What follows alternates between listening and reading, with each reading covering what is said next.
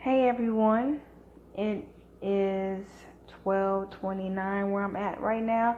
This is Authentic Epic Boom. Hey to my Wrench Squad, aka Epic Boomers.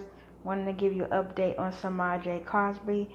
On Semaj Crosby's second birthday, which is November 2nd, which would be today. A call for new eyes in the case of a baby found dead under a family's couch. That is her father blowing out the candles. Family and friends gathered Thursday to remember Samaji on what would have been her second birthday and her golden birthday. Aww. It was a bittersweet celebration to remember the Toilet Town girl who was found under a family's couch in late April. Children played with balloons and enjoyed cake. Thursday evening, as a family member sang happy birthday and blew out 2 candles in Samaji's honor. Today has been very hard, Samaji's grandmother, Darlene Crosby, said at the celebration organized by Samaji's Coalition for Justice.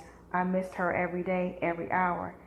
I have to take it one day at a time, she said later. I'm just ready for the Lord to show up and show out because there will be justice for Samaji. The toddler, who was initially reported as missing, was found dead under a couch in her family's home in late April of this year, you guys. A Will County coroner's report in September ruled her death a homicide by asphyxiation.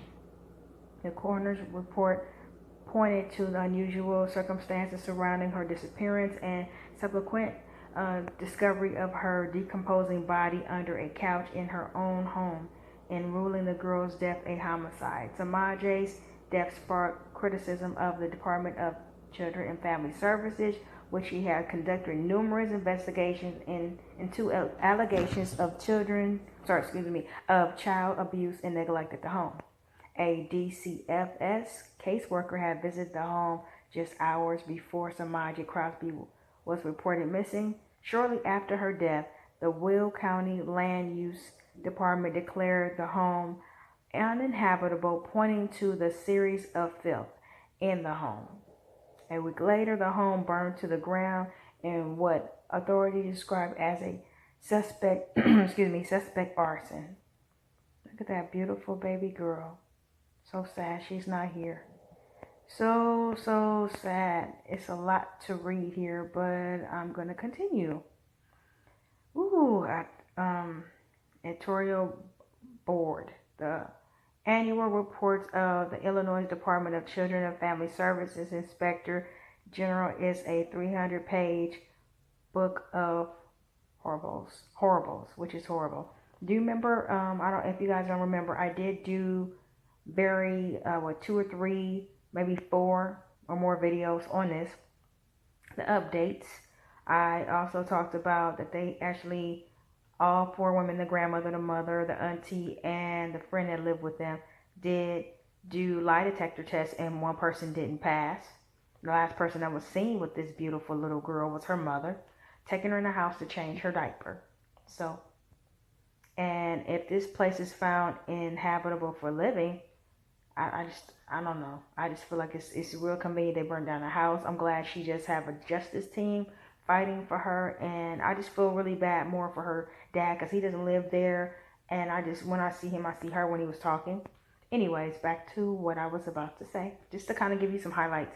And highlight failures with DCFS. In some cases, kids identify as victims of abuse who remain in the care of their abusers with catastrophic results, they showed, which I don't understand. Why don't you just take them out of the home if there's already report problems and you see that? How do you leave them there? And then once they keep leaving them there, these kids wind up dying in these horrible circumstances, which is hurtful and it's sad to hear.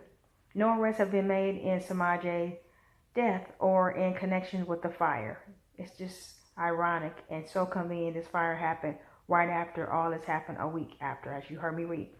Will County Sheriff investigators, however, have identified 4 women as a minor child who were at the home the day Semaj went missing as a person of interest. Darlene Crosby, her daughter. I figured that because the reports are on her or whatever. Lucretia and I hope I said her name right. Lucretia. I'm just gonna say Lucretia. I think that's how that is. I don't know, the name is all crazy. Anyways, and Semaj's mother, Sherry Gordon, are among the 4 women considered persons of interest by authorities. The 3 women, Darlene, Lucretia, that's what I'm thinking it is, Crosby, and Sherry Gordon, attended Thursday's birthday celebrations by Gordon. Did not speak with either of the Crosby women. Gordon stayed to hear supporters sing happy birthday to Semaj and left after with no comment. Sheriff authorities said the investigation continues and remains a top priority. Thank God for that. Whatever happens to Semaj is just a horrible, horrible act, Will County Sheriff Lieutenant Dan Jungle said. We want the person who did this child held accountable. I hope so. That's the bottom line. A family member at Thursday's party, however, denied any wrongdoing, suggests perhaps an outside agency needs to take a look at the case. I didn't have anything to do with the death of Semaj, said Darlene Crosby, who Thursday said she was in a car and never entered, whatever that's supposed to mean, Semaj's home the day she disappeared. She and her daughter Lucretia both said they've cooperated with investigators and spent more than 16 hours answering investigators' questions in the days after Semaj's death. I even gave you guys another video where there was the head lead detective that talked to the community, and in order for him to talk to anybody in Semaj's family, he had to go through the attorney. They were not talking whatsoever. They were not cooperating, like they were lying and saying in the interview that I showed you. Just to kind of keep you updated. Darlene declined to describe what happened the day Semaj went missing, other than to say she was never in the house. That's bullshit. I was in my car the entire time, she said. I wasn't in the house. I never went in the house, and that's all I'm going to say. But I could see how a child could be missing in this home because the place was so filthy, disgusting, and dirty with shit everywhere. It was reminding me of an episode, what is that, on Bravo TV, where they be having, hoarder houses, people that live in hoarder houses, they help them clean it up, or, stuff like that. I've seen plenty of episodes. That's what that house reminds me of. It's not a living condition for a human, let alone a dog. Anyways, she and her daughter, Lucretia, on Thursday said investigators should bring in an outside agency to bring in new eyes to look at this case. Okay, and that's Alicia. I did a report on her too. After this community meeting, or her actually giving her testings of what happened in her report, she was actually taking up for the mom, saying that the mom has had these unfortunate circumstances of living in a neighborhood where she can't make any money, and she's been distressed, and did her best to take care of the kid, and then they just kind of asked her questions. After that, she resigned. Okay. The director of Department of Child and Family Services said Tuesday that lessons learned from Semaj Crosby case will be improved the agency line of sight as it deals with people and its charged to serve. Beverly B.J. Walker updates a group of about 30 people in Joliet about Alicia. I wouldn't be ashamed to ask another agency for help in finding out what happened to my granddaughter, Crosby said. So, Alicia is freelance reporter for the Daily Southtown.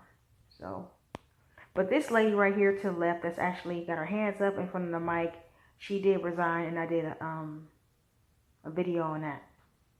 And the Department of DCFS, as they call out there, they call it the Department of Child, Family and Child Services here, so it's DPSS here. But they made a statement in one of the videos I read to you where they said mistakes were made.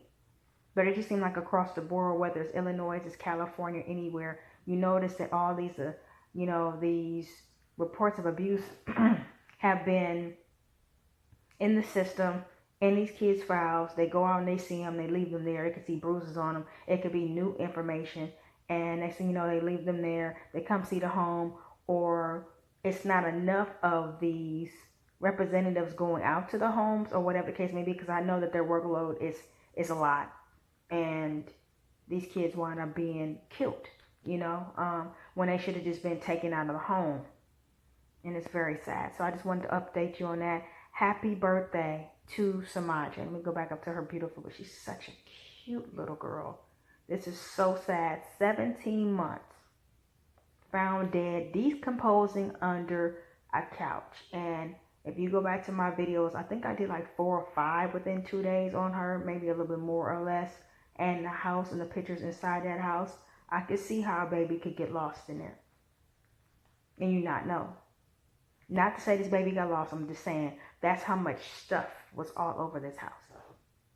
And they allowed other people, squatters as well. I mentioned this in my other findings and research. They allow other people besides the family friend that stay there. They said it was always 15 people, on a regular basis in and out of that house or living there.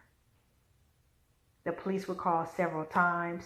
As like I said, the mother has many reports of neglect and other things against her. So this is just crazy. And I will be back soon. Like, share, subscribe. Thank you for being here. And